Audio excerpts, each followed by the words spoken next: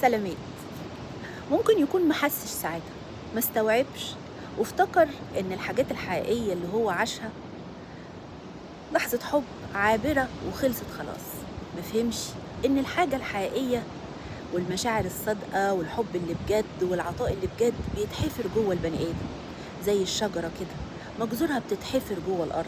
لو جيت شلتها من الأرض والتربة اللي كانت عايشة فيها، هتلاقي الجذور دي مرسومة جواها، جوه الأرض وجوه التربة، رسمة محفورة جوه الأرض. بالظبط كده، اللي أخد مشاعر حقيقية وحب صادق وعطاء بجد، بتكون الحاجات دي محفورة جواه من غير ما ياخد باله، محفورة جوه وجدانه وعقله وباله وخياله وروحه وإحساسه.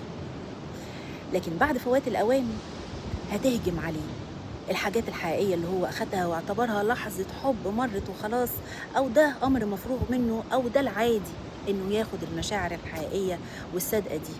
وكأن الحب ده مش شيء عميق ونادر وصعب إنه الإنسان يلاقيه في الدنيا. في ناس بتعيش وتموت وهي ما قابلتش حب حقيقي في حياتها. المهم إن هيلاقي الحقيقة دي بتواجهه في وشوش الناس اللي بيشوفها في وقت الفراغ الكبير اللي هيبقى موجود فيه، محدش عارف يملاه بمشاعر حقيقية وحب صادق وعطاء بجد.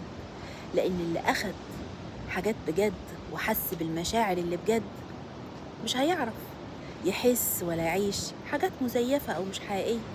فانتبهوا، ملهاش إعادة، وخلوا السعادة دايما معاكم. سلام.